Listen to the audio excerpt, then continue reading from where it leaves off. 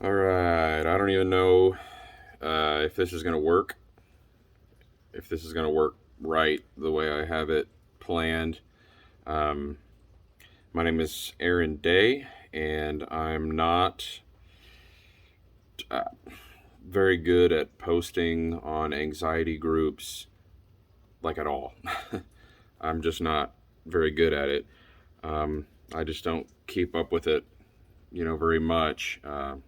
I read a lot of the posts. I see a lot of people suffering, a lot of people crying out for help, and I can just feel it.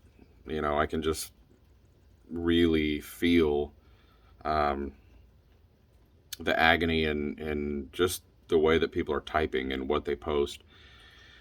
I thought I might record a video because I really don't know how it's possible, but I'm living proof that it's beatable. And I don't mean for, going into periods of like remission or whatever you want to say and that comes back. I mean, this stuff is like really beatable for good. And, I know a lot of people are going to be, oh, yeah, yeah, you might be beatable for you uh, but not me. My case is over the top. You just don't understand. You'll never understand. Um, and that's the anxiety sufferers. That's one of the things that people that really suffer with anxiety think is that their anxiety is worse than everyone else's, or there's something wrong in my brain, or there's something wrong in my body that you know makes this mine worse than yours. I promise you, you don't know what it's like to be me. And I get that. Trust me, I've been there. um, I'm not going to take too much time with this video, but I'm going to tell you a little bit of a history about myself. I'm 37 years old, and about, I would say, 11 years ago, maybe 12, I graduated college in 2010. It wasn't all the way back to then. When I graduated, I got out and, it was typical college grad, thought that I was going to get out and rule the world and make tons of cash and everything was going to just come easy. Well, um, that was the spark of my anxiety. I couldn't really find a decent job, and the only job that I could find was awful. I had to work in the rental car business at the airport here in Oklahoma, and it was a nightmare. I was working middle of the night hours, and I was making crap money. And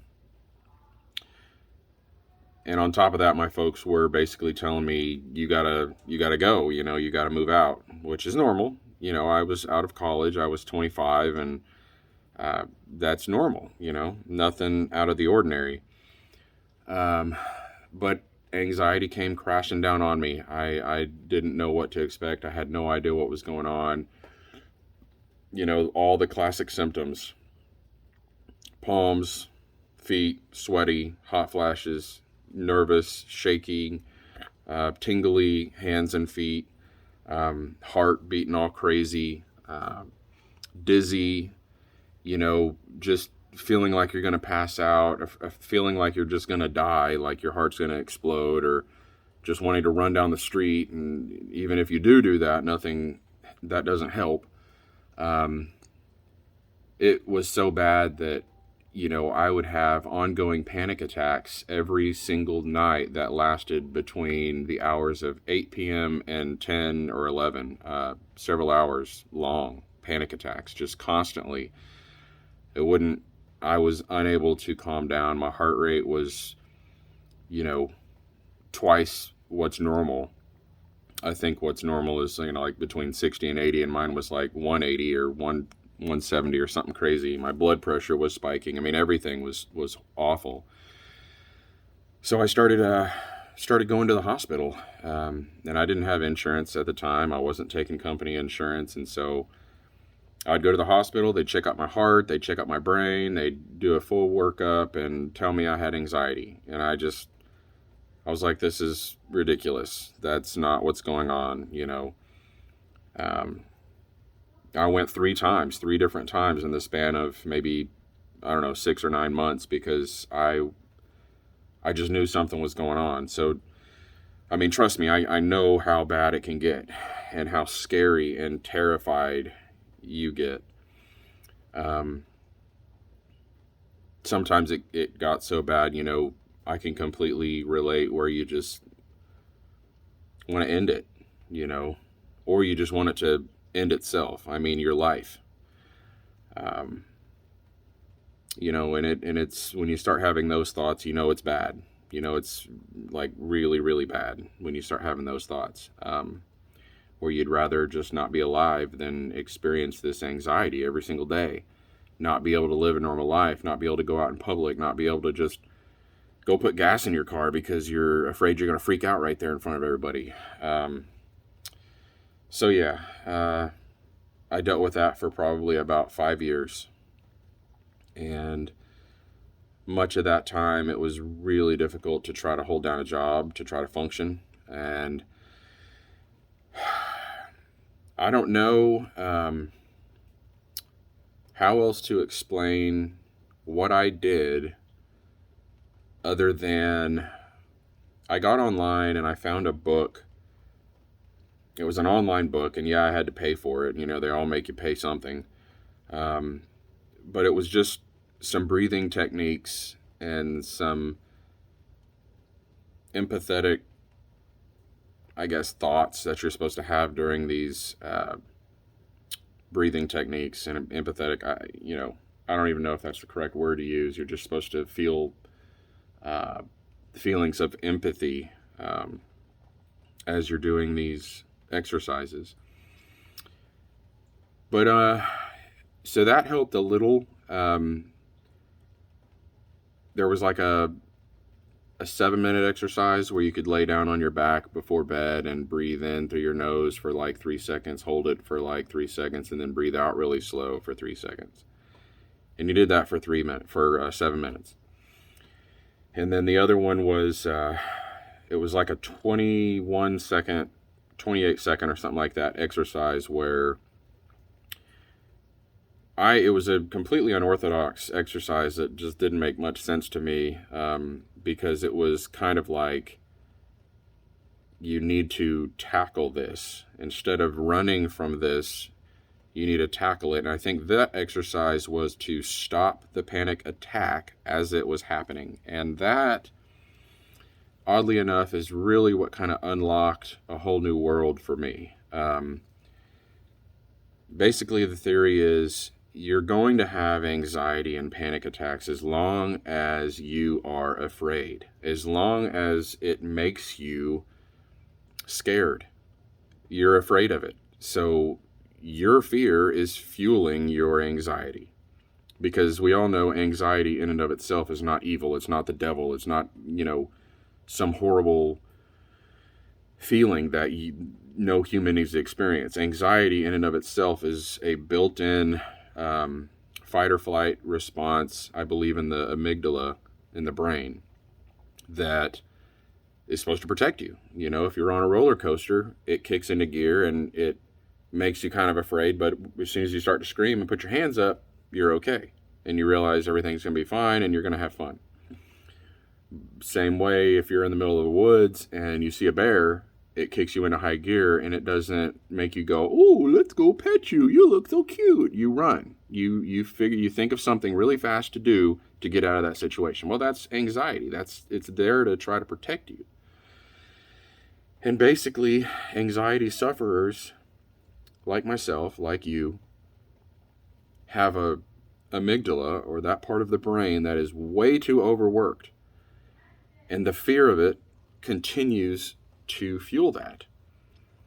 And as soon as I basically shed my fear of it, which seems impossible, it's not impossible. As soon as you realize that, look, I've gone and gotten health tests. I've gone to the hospital. I've gotten numerous tests. Nothing's wrong with me. As soon as you realize in your brain that nothing is physically wrong with your brain or your heart, then it makes it a little easier to shed your fear of it. And I don't use the word easy lightly, because it's not easy. It was very, very difficult. I think it took me months and months and months trying to do this exercise. And basically what it is it's you talking crap to yourself. It sounds ridiculous, and it kind of is. So I highly recommend you do this by yourself. But I often found myself in my car doing this, or in the mirror in the bathroom doing this. You basically count down from 21 seconds. And you really got to draw this out. 21 seconds should turn into like 3 minutes. You're in the middle of a panic attack. You're having all of those symptoms, all of the signs. You just want to run in terror, bury yourself under some dirt. You start at 21. And you just say it out loud, 21. All right. I guess if this is going to happen, if I'm going to die, if this is going to be the big heart attack or stroke or whatever it is, let it happen. 20. All right, come on. Here's your chance. This is the chance you have to basically kill me. Come on. Let's see what you're made of. 19. Come on. You only have 18 more seconds. Let's get serious. If you're going to do something, if you're going to freak out, if you're just going to jump out of your skin, do it. I think I'm on 18 or 17. And you basically coax it out. You get longer and longer in the trash talk to yourself until you get down to 1. And then you're basically like, all right, this is your last chance. When I get to 1, it's over. You don't have control anymore. I'm taking back control. And you say 1, and guess what? It's probably not going to go away right away. It's probably gonna hang out for a while. But I learned that the longer and the more I did this, the more I was training that center of my brain that I'm not afraid. I'm not scared. And I'm going to take back power. And I didn't just do the exercise, but I learned that the fear of the anxiety attack, the fear of the symptoms, the fear of losing it in public is really what fueled my anxiety. It's what fuels, I believe, all anxiety. People's fear of it, people's fear of the panic attack, people's fear of what if. And as soon as I started to shed my fear of it and basically attack it head on, is when things started to turn a corner for me. I started having less and less attacks. I felt more like myself as months would go by. And I think the first, 8 or 9 months that I did this, and yeah, I know that sounds like a long time to do a couple of breathing exercises every night. Seems like a long time, but it's nothing in the world of an anxiety sufferer. And it just got better and better.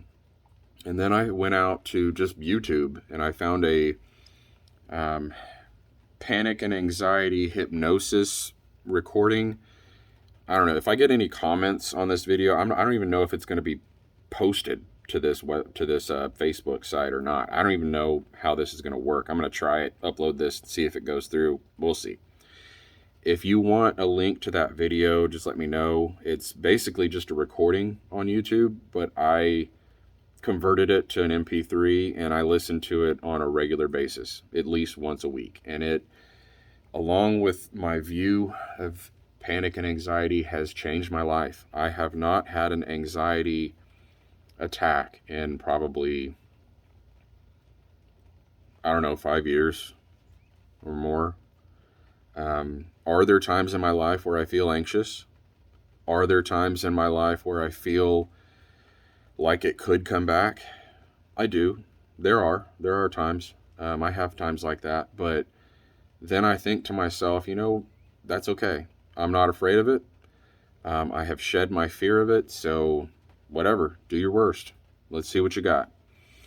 And I know that sounds completely unorthodox, but let's face it, throughout history, no giant has ever been slain by running from it, by being afraid.